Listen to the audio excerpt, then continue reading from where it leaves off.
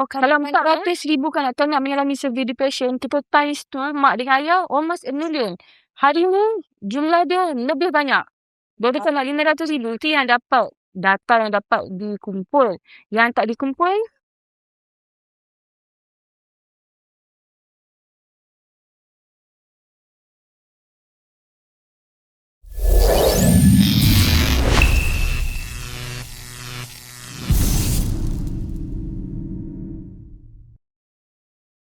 Hai, Assalamualaikum semua, dan bersama saya Izzati Syairah. Hari ini kami berada di lokasi Butik Roti Maria, dan hari ini kita akan berbual, bersantai bersama dengan owner of Butik Maria, Yana. Okay, so di episod 4, Recharge Business with Purpose. So hari ini saya berada di lokasi yang sangat special, Yana. Thank you so much for allowing us untuk datang ke sini untuk nak experience your business, and kita nak tahu lagi banyak mengenai apa yang Yana dan keluarga dari bisnes dah pengetahuan semua. What are you actually building, and setakat ni saya nampak dia sangatlah tempat yang sangat nyaman, tenang, and I'm sure there's more to a cafe sahaja. Mungkin ramai orang tahu dulu it's a cafe, tapi bila saya datang sini seperti sanctuary, tempat ketenangan, tempat kanak-kanak nak explore the nature lagi, Yana. So is it okay untuk nak share sedikit bagaimana Yana dengan family came up with this idea? terima kasih kerana sudu mendengar cerita kisah Butik Roti Maria. So basically Butik Roti Maria ni dah 30 tahun dalam industri. So mak dan ayah mula buat kilang roti. Diorang jual roti to fund our education. So basically buat roti, hantar dekat Petronas, PLIE, sekolah, universiti untuk fund education. So Butik Roti Maria ni adalah dalam kawasan rumah kami. Jadi kami mula rebranding daripada kilang roti kepada sanctuary ataupun kita panggil healing cafe ataupun sensory cafe ni. So waktu PKP melanda. So waktu tu roti hantar ke LIE dengan Petronas tak boleh jual. So business drop 90%. Everyone was so exhausted. And waktu tu saya bagi tahu mak dengan ayah kita rebrand. Kita mula rebrand Roti Maria tu hantar rumah ke rumah. Event viral. So bila border buka, orang datang serbu ingat kita restoran. Rupa-rupanya kilang roti. Then daripada situ kita bincang. So kita rebrand jadi restoran tepi sungai. Wow, Macam tu. kalau kita tengok apa yang dah bina semua ni, it's very interesting. And is it okay for macam Zati nak tahu lebih dalam, why do you actually came up with this idea kreatif tadi tu, Yana? I'm sure because you are creative yourself, tapi kenapa you want to build this beautiful place untuk orang keluar daripada bandar, datang ke nature semula kan? What's the reason? Waktu PKP tu, waktu MCO COVID-19, data menunjukkan 400,000 kanak-kanak mengalami severe depression sebab duduk dalam ruang, dalam bilik, dalam rumah. So disebabkan tu kita memang buat roti restoran tepi sungai. Jadi kita fikirlah bincang dengan mak ayah, why don't we make it more than a cafe? Why don't we make it something useful? So sungai pun tak dalam. Jadi memang sesuai untuk babies yang toddlers. So kita convert kepada sensory play lah, sensory play, water play, sand play, sensory play for babies and toddlers. Basically kalau dekat Butik Roti Maria ni kita tengok kalau sekeliling ni kita ada 5 dapur. Dapur yang diketuai oleh ahli keluarga. Kita ada small sandy riverside stream yang ada kat sini. Lepas tu kita ada 7 hiking spots for babies and toddlers. Kiri kanan ni kita ada 70 local and exotic fruit trees yang memang ayah tanam setiap kali dia lepas buat roti waktu zaman kilang roti tu, dia tanam pokok. We never imagine this to be a restaurant. We never have this vision pun. Tak ada cita-cita. Tapi dia wujud sebab keperluan merah. Orang datang ramai. Makin ramai datang. Tak ada, kita asal buat dekat kilang roti. Tapi bila orang datang nak beli roti, dia nak duduk makan. So, kita keluarkan meja dekat luar. So, luar viral. Tiba-tiba ada orang datang tengok ada sungai, dia duduk beri bentang tikar. So, daripada 20 biji tikar kepada meja, setiap minggu beli satu meja kerusi. Lama-lama, dia jadi a sanctuary because people need it. Because it's an urgency. It's not even in our vision. We never imagine that we will have a restaurant. Kita hanya imagine, dah besar kita jadi kedai roti. Tapi PKP changed everything. So, waktu tu kita decide, kita akan buat keputusan based on the customer's need lah.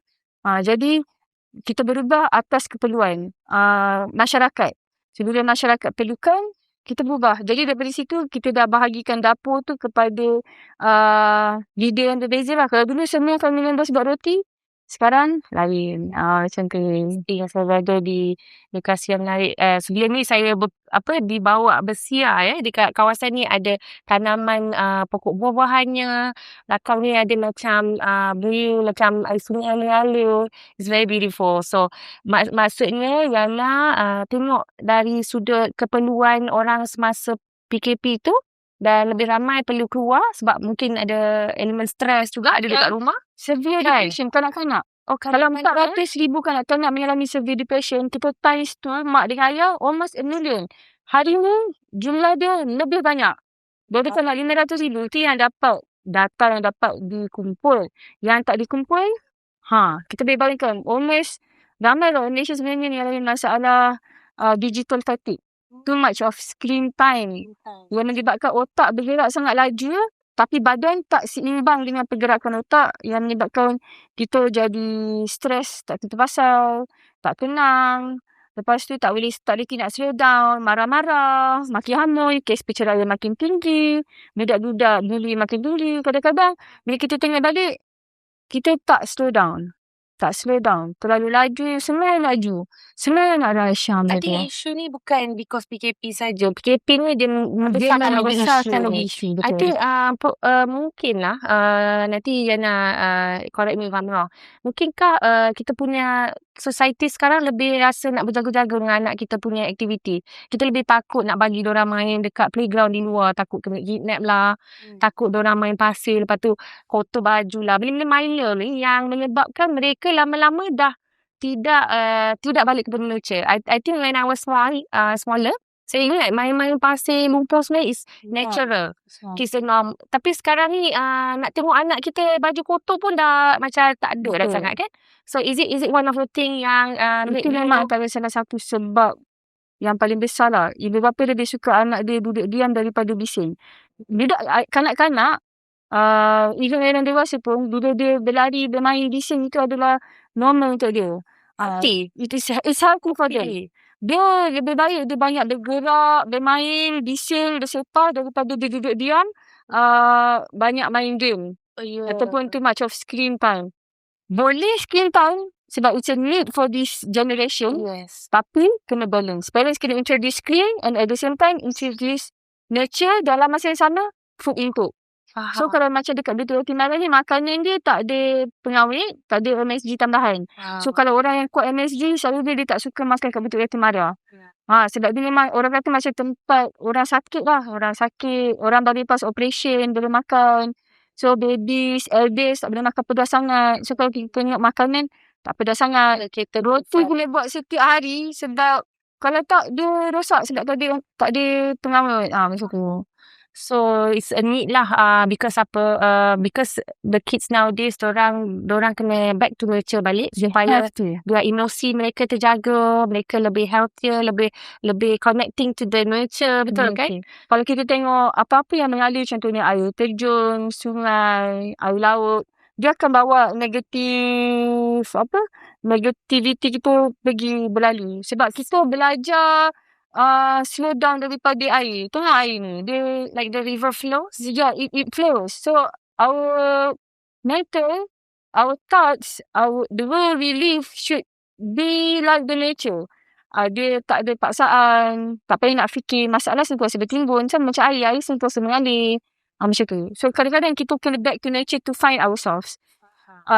Kena banyakkan steps. Orang tanya kenapa pergi nature, kena banyakkan steps. Kenapa kena pergi main air? sebab nak regulate. Regulate tu dia start water therapy.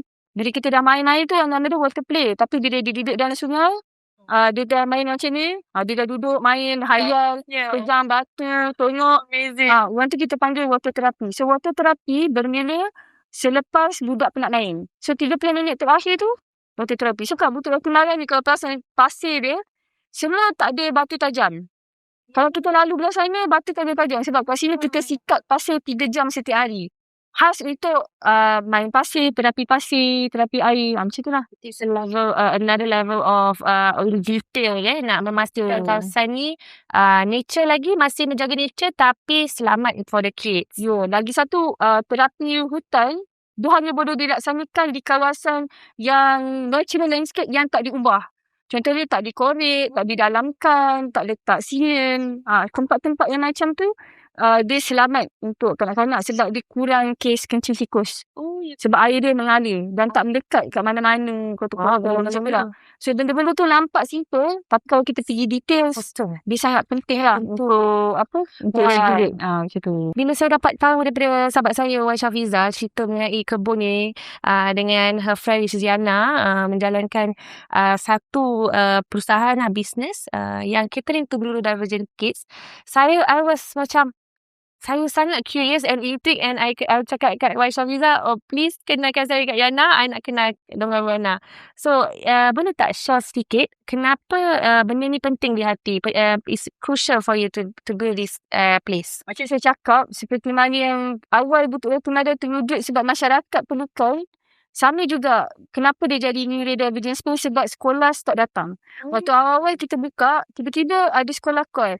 Satu bas budak specialist speech delay dengan autistik nak datang. Kita macam, speech delay, autistik, waktu tu sekolah PPKI. Satu bas. And then, start dari situ, datang terapi santu. Datang sekolah lagi, 2 bas, 1 bas. Waktu tu kita fikir, tempat kita ni tempat okey ke? The question started to spark at that time. Macam, kita ni tempat okey ke? Macam tu. Bila makin ramai orang datang buat program, waktu tu kita macam, kita ni siapa lah sebenarnya? Kita ni restoran ke? Macam tu. Soalan tu ada. Jadi, kita start asking questions, and then kita start interact dengan psychologists, occupational therapists, doctors, parents with neurodivergent, caretakers yang anak okey yang dia tak nak jaga, dia bayar caretakers untuk jaga. Macam tu. So, start daripada situ kita tengok, rupa-rupa ni memang tempat ni selamat untuk neurodivergent. Sebab yang lebih tahu tu adalah orang yang mahir dalam bidang dia. The experts. When the experts talk, so we listen, and then we start to rebrand again. So that's why kita start rebrand daripada restoran tepi sungai, dia jadi sensory cafe, dia jadi neurodivergent space. Dan majoriti yang datang memang bawa anak-anak neurodivergent lah. You datang untuk buat water therapy dengan sand therapy sebab dekat luar mahal. Dekat sini dia boleh buat secara percuma. Hanya perlu beri makanan dan minuman. Our main business is of only, but what we offer is more than food and drink. We offer the sensory pun perlukan makan nanti juga. Macam tu. So kalau kita jarang pegang pokok pasir dekat sini, budak start pegang. Dan dia minimum injuries. Kita tak kata tak ada kecederaan. Mustahil lah kalau dalam toilet pun boleh tergelincir kan. So kat dalam sungai ni akan ada lah macam cengkerik, ada anak ikan. Even government agency dah lepaskan 2,000 anak ikan. Sebagai tanda support lah.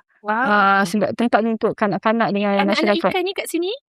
Kalau kita tengok dia ada dekat tepi-tepi lorok-lorok macam tu. Tak jumpa lagi, nanti kita tari lah. Okay, Yana, I nak tanya lah. Setakat ni dah bina kan kawasan yang safe for the neurodivergent kids.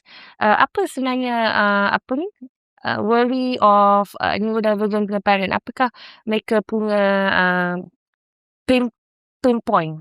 And also, apakah solusi yang Yana dan family telah selesaikan for the neurodivergent parents? First of all, kalau Bukit Roti Narian sebab kita adalah restoran, kita adalah restoran tepi sungai. Jadi yang kita selesaikan pertama, tourist datang tak payah masak.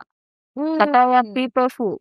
Sebab satu meja, 1 hingga 5 orang, mereka perlu beli minimum makanan minuman RM50. So tak payah fikir nak masak. Okay. So, we can do a reward untuk ibu yang penat. Anak ibu-ibu yang ada anak neurodivergent ataupun bapa-bapa ni, diorang penat. Okay. Yang kedua, tempat memang dah selamat. Kalau kita dengar, bila kita dengar komplain daripada ibu bapa yang ada anak neurodivergent, pertama adalah financial lah. Sebab mahal. Okay. So, apa-apa yang melibatkan sen terapi, water terapi ni diperlukan tenaga pakar untuk buat. Tapi bila dia boleh buat sendiri, so dia jadi murah lah. So dia kurangkan kos untuk terapi. Yang kedua, keselamatan dengan privacy. Orang yang ada anak neurodivergent ni, dia perlukan privacy.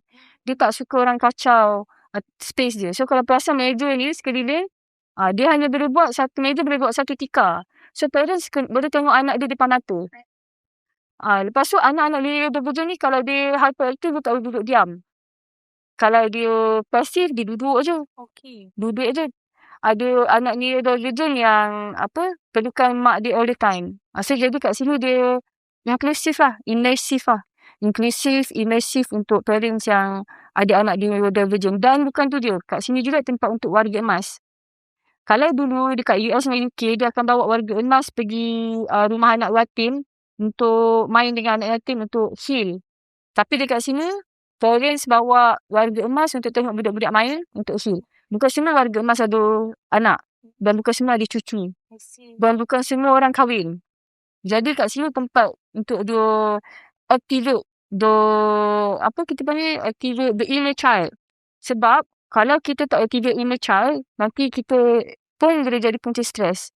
Sebab kita terlalu intense dengan kehidupan orang dewasa, sedangkan kita sebenarnya ada juga kanak-kanak. So kita kena bermain juga macam budak-budak main. Jadi dekat sini tempat kita belajar dengan budak-budak kecil macam mana dia activate the inner child through how the children activate their sensory motor skills.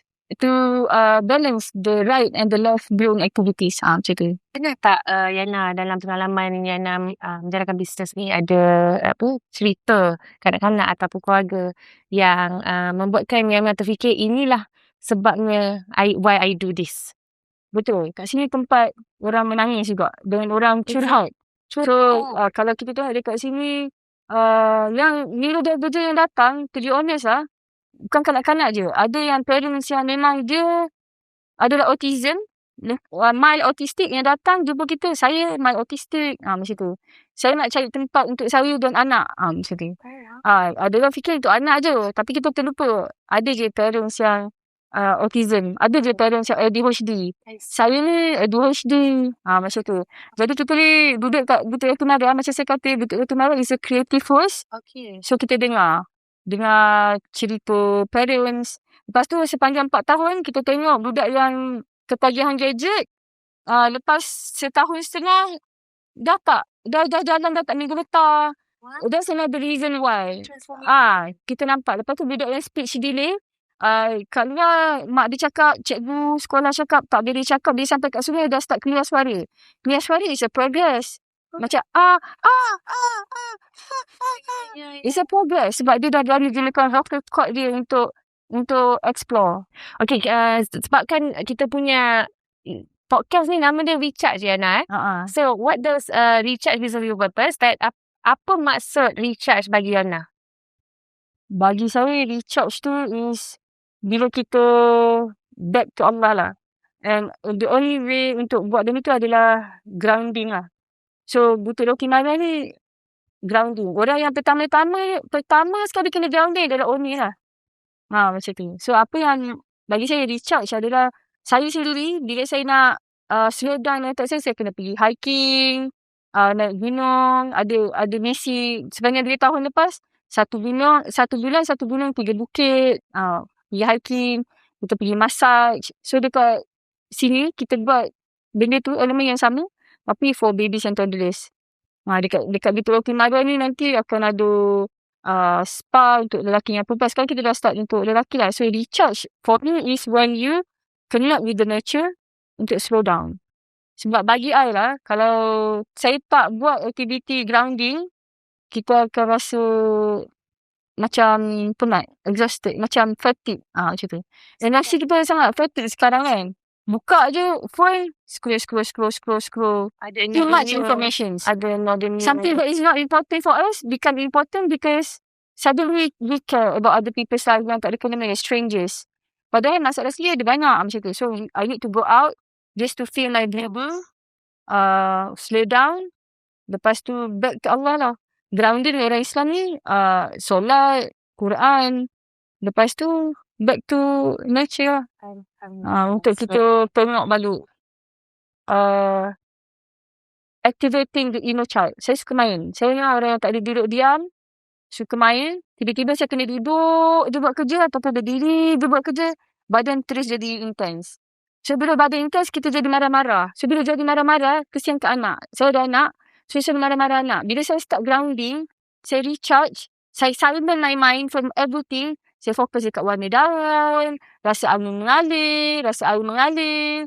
Bila saya balik rumah, anak-anak cakap, oh, Umi dah tak marah-marah. So saya perasan it is an urgency. Nature is an urgency. Dia bukan lagi satu benda yang macam kita boleh abaikan. Memang semua orang kena keluar lah. Keluar pergi nature. Tak semestinya sungai. Dia boleh jadi apa-apa tempat yang ada elemen white green areas. Hutan dengan pokok. White green areas. Langit dengan air. Macam tu. Yang tu dua elemen tu boleh slow down. Interesting that Yana tadi mention about the urgency because kita nampak parents sekarang yang kadang-kadang ada pelbagai kerjaya untuk nak menampung kos ekonomi keluarga yang sangat tinggi, stres semua tu kan. Kadang-kadang tak tersempat lah nak bawa anak pergi healing sebab kita ada constraint of time lah. So berbalik kepada apa yang saya nak tanya adalah bagaimana bila parent dan anak-anak mereka datang ke Butik Maria, mereka boleh connect balik dengan nature ni dan at the same time ingat balik kepada nikmat Allah yang Allah berikan kan. So bagaimana maknanya bagaimana mereka nak tahu ataupun mengambil langkah nak jauhkan pergi ke arah ketenangan ni. Sebab dia adalah satu vision cycle sebenarnya. Kita tersibuk atau busy kan. Macam mana kita nak prioritize tu? Kita kena tahu lah. Dia punya keyword tu consistency. Kalau kita buat sebulan sekali, macam tiap bulan buat. Macam tu. You have to allocate some time. You have to experience the nature. Kita kena merasai macam mana nature orang-orang yang duduk dekat dalam hutan. Macam kita bekerja orang asli, kita kenal orang asli macam mana cara dia hidup. Tak ada banyak masalah. Dia tak banyak macam kita. Dia ada je komitmen makan minum. Tapi dia setenang tu. Kita sepayah tu hidup. Macam tu. So kita kena keluar. Bagi masa kita sebulan sekali. Selalunya orang dah start. Dia akan tambah. Dia akan jadi sebulan 2 kali. Dia akan jadi sebulan seminggu sekali. Sebab tu bila orang tanya macam mana kita nak heal through nature, keyword adalah consistency. It's not one time process. Tak ada benda yang satu kali buat boleh heal. Tipu. Sama juga dengan nak grounding ataupun nak regulate anak. Kalau kita sayang anak, kalau kita marah-marah, anak-anak marah-marah, tak selesai. So, semua kena keluar. Stop. Letak gadget tepi. Grounding kadang-kadang tak perlu lama pun. Dia boleh jadi 30 minit. Dia boleh jadi 20 minit. But you have to go out and explore. Dan first time nak buat untuk anak yang memang tak pernah, tak senang. Macam tu. Bukan semua orang boleh pijak sungai. Ada orang yang budak yang umur 14 tahun baru first time pijak sungai. It takes time. Dia macam nak melangkah kaki tu dia nangis. Bila pijak tu dia nangis. Dia macam, ini first time saya pijak sungai. Ada yang dah dewasa sebab waktu kecil mak dia tak bagi dia masuk sungai. Takut anak dia mati ke, kepala air ke. Takut anak dia lemas ke. So dia tak pernah. The first time. Jadi bagi saya, grounding you have to start. One time kena ni dia. Tapi keyword dia, consistent. Wow. Kena buat consistent. Macam tu. Pada beberapa yang luar sana yang nak tahu what's the key ialah kita kena allocate time dan make it consistent. Okay, dan bila tetamu-tetamu yang hadir ni kan diorang datang dan mereka merasai keindahan alam, the place yang dah yang cantik tersedia ni. Apakah behind it is actually something yang not easy to build, okay? Boleh tak Yana share apakah apakah what is the macam mana nak cakap? Challenges behind the butik roti Maria. Waktu awal-awal buat, challenges tu bagi saya sangat-sangat besar lah. Sebab, tapi yang paling penting bagi saya, owner of the business, dia mesti clear dengan 5 years later apa yang akan jadi. Waktu 4 tahun lepas sebelum butik roti Maria sedia dibuat dengan segala kekurangan yang ada, saya dah nampak apa yang ada hari ni. So, saya dah vision dah. Saya dah tahu. Tapi waktu tu kekurangan yang paling besar, challenges adalah duit. Tapi duit, dia ada dia punya seni dia. So duit dia mesti serve the purpose. So dia akan flow sama dengan purpose. So yang pertama sekali, purpose mesti flow. So roti Maria, purpose dia adalah makanan yang sihat. Jadi makanan yang sihat, cabaran dia orang kritik. Tak sedap. I see. Ada ke makanan sihat yang sangat-sangat sedap? Tak ada. Kalau kita pergi tempat-tempat viral, kebanyakan dia makanan ni rasa biasa. Dia masak oleh ibu untuk anak-anak kan. So yang tu first lah. Yang second, tempat. Cabaran tu yang sungai dia kecil, orang gelak-gelakkan sungai ni. Masuk pun tak tenggelam. Macam tu. Jadi kita tahu, daripada awal kita tahu, sungai ni bukan untuk orang dewasa. Sungai ni untuk kanak-kanak dengan baby. Baby dan toddler, so kanak-kanak lah. Kita jelas. Jadi apa je orang cakap, Kita terus dia sakit. Tapi sebab you know that your purpose, so you diam, bagi teruskan. Macam tu. Yang ketiga, facility. Dengan kekurangan. Waktu awal-awal buat toilet tak ada 3, toilet ada 1. Dengan bisnes yang baru drop, mana nak buat toilet? Toilet makan duit. RM3,000 sangat besar untuk kita waktu tu. Jadi, kita dengar, prioritize. So, bila ada cukup duit, toilet first, second, third. So, you have to take note of every single weaknesses that you have in business. And then, bila sampai kemampuan, fulfill. So, hari ni butik roti Maria, walaupun dah ada macam-macam, still, orang still cakap, mana tempat breastfeed anak? Kenapa tak ada tempat tukar baju lagi? Mana spa perempuan? Spa lelaki dah ada. Kenapa tak dekat gazebo? Macam tu. That's the challenges lah. So, bila kita viral, so ramai orang nak buat macam tu. Tapi, dia buat campsite. So, kita tahu, cakap, kat sini tu ada tempat penginapan ni, tempat makan dan minum, dan grounding je, boleh pergi dekat campsite. Jadi, so dia jadi sharing business among the entrepreneurs inside the kampung. So bagi saya cabaran utama dia adalah kritikan lah. Kritikan sentiasa ada sampai hari ni. Cuma when you have a purpose, dia akan diam, dia akan proceed lah, pursue. Dan to be honest, kalau perempuan, bila terima kritikan, especially waktu kita tengah at our lowest point, kita akan low lah. Kita akan down. So waktu tu again, back to how I recharge. I hike mountains, hills. Mountain dekat je mana? Pergi motor dalam Malaysia, luar negara. Lepas tu panjat bukit, pergi air terjun. Kita recharge balik. Lepas tu kita teruskan balik kehidupan. Sebab kita tahu, I know my purpose. My purpose is to serve people with neurodivergent. The elders yang nak heal. Orang yang postpartum depression parents. Macam tu lah. Wow, that's a lot, Anna. Okay, so banyak and really thank you for your effort with your family and team kan, membuat sesuatu tempat ni dia ramai yang you actually tengah nak heal kan, insyaAllah.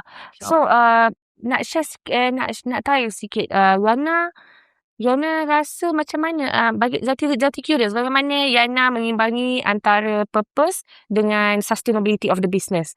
Kita ada purpose yang besar tapi at the same time kita kena sustain. For example, macam yelah, ada orang bagi feedback nak breastfeeding boom lah, semua tu.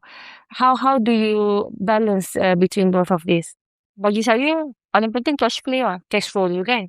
Sebab no matter how people complain, kalau kita start, kita tak ada cash flow.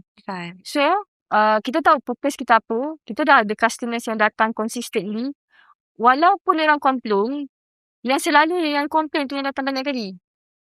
Saya rasa lah, orang yang bos kita teruk-teruk komplain dia gila dia. Minggu depan muka dia lagi. Minggu depan muka dia lagi. Maksudnya kita tahu. Fun lah you. Tapi mulut dia, macam betul tak? Mulut dia, Dia best critic ever. kau nampak muka dia kuat kat ni. Macam tu. Macam mana aku nak lari pada dia? So, So, dulu lah. Awal-awal dulu saya fikir macam ni. Kau ni maki-maki ramai aku tapi muka kau tak kau dekat sini. Kau cakap makanan tak sedap tapi aku tengok makanan kau semua kering. Macam tu. So, kita tahu lah kalau macam ni cerita dia. So, I have to change the way I think. Okay. So, macam you cakap, macam mana kita nak balance sustainability dengan tu kan. The purpose tu. You already know the purpose. And you already have customers yang memang kerja dia complain. Dan dulu, kalau kita tengok lah, yang ramai datang ke tunaranya D40. So, cara dia komplain lain. Bila dia dah viral, makin ramai orang datang, T20. Daripada 70% D40, 30% T20, sekarang dah swap. 70% T20, 30% D40. So, bila orang komplain, kita tahu doesn't need. So, yang perlukan tu adalah orang datang. So, bila kita upgrade, dia kata, wah, dah ada toilet. Saya, senang lah saya. Waktu saya first time bilang, baru senang nak tukar baju anak. Patutlah kau selalu datang sini. Macam tu. Lepas tu, tengok anak tu, tu baru mati kita. Kalau tak kita dengar komplain, kita butuh dengan the whole picture. Now you see the point. So, bila dia dah cakap, terima kasih point of the toilet. So, bila dia cakap terima kasih tu, kita keluar daripada office, kita pergi dekat ground, kita tengok, anak dia ada 2 OKU. Macam tu. Patutlah dia bising-bising. Rupa-rupanya dia baru ada baby, nak breastfeed susah begitu. POV of the client kan. So kadang-kadang kita dengar orang kritik betul, kita lupa nak tengok the whole picture. Apa keperluan, tapi kita takkan mampu nak fulfill semua orang. Betul. Yang paling penting kita dapat kemampuan tu. Kalau kita collapse, the business will collapse. So I know my limit. I know that I'm working hard. I know how passionate I am with my purpose. Then I know how to get the cash flow. And I know people who come, they pay because they want to see progress. Macam tu. So, kalau diorang stop datang, the cash flow akan stop. So, macam mana kita nak upgrade? So, memang orang bisnes ni, dia punya, saya rasa lah, seni dia adalah kena senyap kau otak. Memang kena grounding. Orang pertama-tama ni yang kena grounding adalah orang yang buat perniagaan dia sendiri lah. Macam mana kita nak cakap heal kalau kita fail at doing that. Macam tu. So, untuk tengok dunia tu dalam bentuk yang itu pun, the bigger picture. It takes time. It takes maturity. So, tahun pertama mungkin kita gagal. Tapi bila bisnes tu semakin mature, semakin banyak masalah kita selesaikan, kita boleh keluar daripada discomfort zone dia. Yang discomfort jadi comfort. So, kita akan nampak, ini rupanya sebab dia macam tu. Jadi, untuk sustain adalah cash flow. Untuk dapatkan cash flow, owner of the business mesti setenang-tenang manusia. Tenang dalam dia kritikan. Kitchen saya, family members punya leader. Mak kitchen dari Jawa, ayah kitchen roti, adik lelaki artisan pizza, adik perempuan buat kek. Orang asli buat air dengan serve kitchen helper. So, kita kena, semua orang akan matang dalam tempoh tu. Semua dah tahu nak terima kritikan, dah tak sedih sangat, dah tak marah sangat. Dia lebih kepada, let's grow together lah. Kita akan tour buat benda ni apa. Memang pencen awal balik kampung, memang nak tour buat benda ni. Kalau stress buat benda ni, let's stop. Macam tu. So, how are we going to become an expert when you do the same thing over and over again until you become an expert? So, I see ourselves, my family members and my team, as people who do the same thing over and over again until we are expert at the thing that we are doing lah. So, sangat inspiring cerita Yana and family. So, dia sangat painful, but only in this comfort zone you grow. Betul. So, kita tengah grow lah. InsyaAllah lah, insyaAllah. Okay, Yana, berarti nak tanya a little bit about, kalau kita lihat family hari ini kan, sangat busy. Lepas tu, kadang-kadang mungkin kita apa yang sekarang ni hilang dalam maybe nilai dalam keluarga, apa yang mereka adakah mereka kurang masa kualiti dengan anak-anak ataupun fokus mereka tak begitu fokus on bringing kids keluar bandar ke macam mana? Waktu saya lepas divorce lah, saya dapat jawapan tu waktu tu. Saya macam ni, saya nak jaga anak, apa yang kurang dalam sebab anak dia tak boleh cakap, kita pun intense. So, bagi saya, untuk dalam parenting, orang pertama yang kena heal on ground adalah parents. So, I do first. I did all the grounded activities first. I balik rumah. Anak-anak akan imitate je sebenarnya. So the head of the family, the father, the mother, mak dengan ayah memang kena sit together, discuss, slow down whatever rushing thoughts yang ada. Sebab masalah memang sentiasa bertambah, especially financial problems among this generation kan. So kena heal. Lepas tu anak-anak akan tengok flow tu. Anak-anak dulu kita grounding, kita keluar, kita nampak macam dia jadi baik lah. Macam mana dia jadi baik lah? Kopi boleh tengok balik. Sebab aku dah tenang. So ketenangan ibu bapa sangat penting untuk lead anak-anak. Untuk ni. Antara salah satu cara tu keluar lah.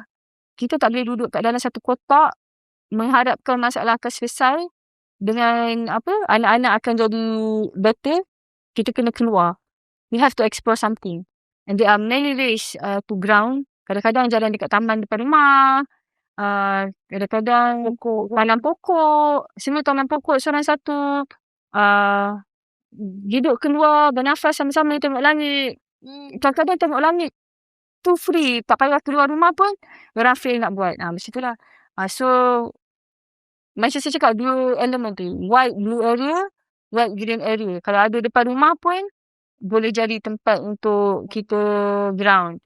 Dan komunikasi tu tak semestinya perkataan. Padahal perkataan boleh jadi non-verbal. Too much. Duduk bersama dah memadai Dia sebenarnya kita perlu bersama. Maksudnya ibu bersama anak-anak, anak-anak bersama ibu bapa, kita bersama alam, lepas tu kita bersama Tuhan.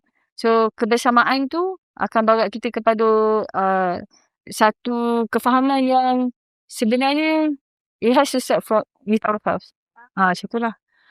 Okay, kira-kira dah 10 tahun ni sekarang because dah tidak bersembang dengan Rana tadi. Seorang yang sangat visionary So what is apa yang Rana harap orang ingat pasal butik Roti Maria ni? Apa yang korang nampak hari ni, apa yang kalian semua nampak hari ni, 10 tahun akan datang dia adalah sama. Cuma saya akan maintain natural landscape. Sebab waktu tu dunia kat luar akan sangat moden. Dah sangat berubah. Dah sangat canggih. Laju dan orang akan datang kat sini macam ancient, macam museum. Museum kepada tradisi dan warisan. So kita akan kekalkan bunyi air sama macam sekarang. Macam orang kata, kalau dulu dia cakap kita nak pergi Roti Maria sebab cafe ancient. Macam tu lah. Wow, ancient akan datang. Jadi dah masa tu. Kat sini akan jadi tempat television, tempat berkumpulnya seniman, penulis, orang yang suka pokok, herbal. Saya bayangkan dekat sekeliling ni nanti akan ada herbalogist. Herbalogist akan jadi respiratory therapy. Masuk je bau macam gulung. So DJ macam tu lah. So produk kita akan tambah selain daripada roti, kek tu kita ada essential oil yang bau macam hutan. Essential oil. Macam tu. Tempat sama. Mereka pokok buah-buahan lagi banyak. Pokok yang sekarang nenek jadi tinggi. Kalau sekarang tengok buah-buahan banyak tu rasa banyak, nanti lebih banyak lah. Macam tu. Dia grey lah. So kat sini tempat artis. Okay. Artis main music klasik. Macam tu. Tempat orang urut. Kalau sekarang kita nampak macam urut dalam hutan kan, atau rumah pokok. So nanti 10 tahun akan datang orang datang sini dia jadi macam ancient therapy lah. Macam tu lah. Faham. So kita nak maintain. Sebenarnya kita tak nak terperangkap dalam kemodenan tu. Saya nak macam ni lah. Saya nak, kalau saya bayangkan, kalau saya dah sekarang umur saya 38, so umur saya 48, saya duduk kat tempat yang sama. Terus saya tengok sama juga. Baby center glaze, regulate.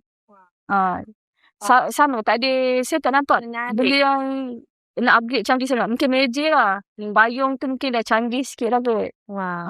Dan you want people untuk ingat sebagai tempat yang ancient, yang memang nature yang tidak mungkin cara masuk lain sikit. Macam pilih tiket wayang. Pilih meja satu, order siap-siap, dapat tiket, masuk, tapi masuk sama. Okay. Yang berubah mungkin teknologi tu lah. Sebab sekarang saya rasa hasil lah untuk nak jaga orang masuk. WhatsApp penuh setiap minggu kan.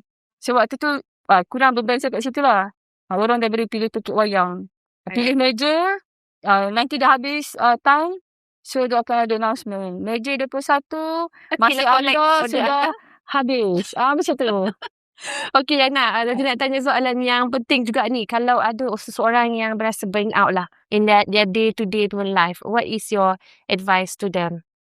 Burnout. Penat. You honest kan, saya Penat tidur, betul tak? Burnout ni mak kan, kita akan rasa penat satu hari kan. Penat aku nak diri sendiri. Tak, serius. Penat kan aku diri sendiri. Kau tak ada duduk diam. Macam tu. Macam adding to the list lagi, tahu tak? Sebab tu kita keluar. Betul tak? Betul. Sebab tu kita keluar. Kalau penat sangat, berat otak kita laju, kita kena keluar bagi pergerakan kita sama balance. Bila pergerakan kita buat terlalu banyak, kita kena duduk, kita kena gerak ke otak tak? Gerak pula pun. Self-reflection. Self-reflection ni bukan maki hamin ataupun downgrade diri tau. Self-reflection ni macam jangan cakap dengan diri sendiri, tapi cakap dengan Tuhan. Contohnya, ya Allah, aku penat hari ni. Sebab yang mana yang banyak gerak? Ni yang banyak gerak. Aku penat hari ni. Tak ada tidak diam tu. Banyaknya masalah aku. Tapi masalah ni kau yang bagi. Bantulah aku untuk selesaikan. Sebab kau je ada penyelesaian. Kalau kita yang banyak fikir ni, waktu kita gerak, ya Allah, cantik ni. Alam. Ciptaan kau, alam ini. Alam. Maksudnya aku ni penciptaan kau juga. Aku ni cantik lah. Dan kecantikan aku ni mestilah ada cara tu untuk Allah pulihkan. Aku dengar, ya Allah, aku dengan bergerak ni kau sembuhkan aku. Balance kalau otak aku. Jadi kalau aku ni waras. Gitu. Bila kita benar, kita jadi gila tau. Kan? Bila kita gila, kita akan jadi marah dengan diri sendiri. Jangan downgrade diri sendiri. Because it is normal for us to have weaknesses, kelemahan. It is normal kita rasa penat. Sebab kita orang berseru. Kita orang yang nak mengejar sesuatu impian. Kita duduk kat zone yang tak selesa. Kita sanggup duduk kat zone yang tak selesa dan merasa sakit. Jadi normal untuk rasa burnout. Tapi kita kena ada usaha untuk keluar. Untuk rasa balance. So the keyword adalah, again, balance. Kena ada inisiatif dan konsisten. So inisiatif yang kita ambil tu, jangan buat sekali. Takkan nampak progress. It has to be consistent. You have to have schedule for it. Kita kena jadualkan grounding untuk diri kita. Nanti kita akan ajar anak-anak kita untuk jadualkan grounding dalam kehidupan diorang. Macam tu. Okay, Rona, saya sangat masa sangat mencemberi kita lah tu. Rona, sedikit sepatah apa yang sebenarnya Yana nak tinggalkan legacy dalam Butik Maria dan businesses yang tengah ceburi ni. Legacy apa yang Yana hendak tinggalkan dan apa nasihat kepada usahawan di luar sana yang ingin menceburi dalam bidang masing-masing dan mungkin nak tambah elemen creativity to it lah. Ada 2 soalan kat situ. So, apa legacy yang nak ditinggalkan? Saya tinggalkan ni, legacy ni sebenarnya untuk keluarga bersatu. Wow. Macam mana roti hantar kami, mak ayah buat roti hantar kami ke Menari Gading. Habis belajar dan bekerja sebagai pakar, kita balik kampung, kita nak jadi jago kampung. Maksudnya, kita pun boleh buat roti yang canggih, yang profesional, yang sedap untuk dan sihat untuk orang rasa. Lepas tu, kita nak tinggalkan satu perniagaan yang memberi impak yang tinggi. Terutamanya kepada kita sendiri sebagai usahawan. Dan kita juga nak menjaga warisan dan tradisi Melayu yang ada dekat dalam negara kita. Landscape, natural landscape ni, heritage ni, pada satu masa nanti dia akan jadi satu yang aneh. Ancient. Dia jadi satu yang ancient. Kita tak nak dipupus dari Manado orang yang sukakan ancient. Sukakan klasik, sukakan seni, sukakan nature, warisan tu. Kita nak, nanti orang datang tengok, mungkin orang akan datang waktu saya dah tua 30 tahun, kalau hidup lama 60 tahun, orang datang kita macam library lah. Untuk tengok pokok-pokok, arcade, wah macam tu. So saya bayangkan untuk usahawan-usahawan yang menceburi apa-apa bidang, belajarlah bersyukur dan bertawakal. Sebab dalam perniagaan ni, kadang-kadang kita usaha banyak mana pun duit tak ada datang. So kena bersyukur. Sebab duit tu bagi saya seru. Kekayaan tu adalah rahsia daripada Allah. Rezeki kan, rahsia Allah yang ditutup rapat-rapat. Jadi kita kena serahkan kepada pemilik rezeki itu sendiri untuk tetapkan berapa banyak kita dapat hari ni. Dan disebabkan yang menetapkan tu adalah Allah SWT. So kita kena yakini tu orang terbaik untuk kita pada hari ni. Kalau miskin tu terbaik, hiduplah miskin yang bersyukur. Kalau kayu tu yang terbaik untuk kita hari ni, hiduplah sebagai orang kaya yang terbaik. Sebab di akhir nanti Allah tak tengok orang kaya, miskin, tua, muda, lelaki, perempuan masuk syurga. Yang baik, yang bertawakal, yang mengerahkan semua usaha dia untuk Allah nilai, dan kita akan balik, insyaAllah. Baliklah jumpa pemilik kita. Hilanglah segala penat lelah, benar. Tak payah grounding lagi. Grounding kat syurga. Syurga mengalir, sungai yang mengalir. Tak payah nak grounding lah. Sebab Allah dah di depan. Dah cukup lah. Sekarang ni kita memang hidup dekat tempat yang penuh dengan sakit, kena usaha, penat, denat, kehilangan. Satu demi satu akan hilang. So, kita kena belajar bersyukur dengan benda-benda kecil. Sebab nanti bila kita sampai masa, kita akan hilang benda-benda besar. Terutamanya sensori lah. Baik, Yana, tadi kita tengah cerita pasal apa nasihat Yana kepada usahawan, ibu, ayah, guru-guru, entrepreneur professionals di luar sana. Mereka yang penat, mereka yang terlalu sibuk, terlampau mengejar. Apa nasihat Yana kepada mereka? Datanglah Bukit Roti Madu. Kalau penat sangat yang dekat-dekat kan, nak cari tempat jaga kan, nak menikmati kehidupan dekat tenang. Seremban, relax, dalam sejam, bolehlah datang sini. Tapi kena buat tempat meja dulu lah. Dan carilah tempat-tempat yang macam ni, yang berdekatan dengan anda. Sebab tempat dia banyak. Ada banyak. Baik, Yana, thank you. Terima kasih sangat membawa kami dan tim mendalami lagi dalam bisnes Yana yang sangat inspiring ini. Dan hari ini kami tim ingin mengucapkan yang kami sangat bersyukur dengan peluang ini untuk menikmati keindahan alam ciptaan Allah. Mengingatkan kami semula memberi kami recharge sebenarnya untuk kami bergerak ke urusan seterusnya, insyaAllah. Lagi banyak kolaborasi yang akan berlangsung, insyaAllah. Dan hari ini bersama saya Izzati Syairah dan juga saya punya tetamu Yana dan family and team kita. Terima kasih. Dan sampai sini saja episod 4 Recharge Business with Purpose. Terima kasih.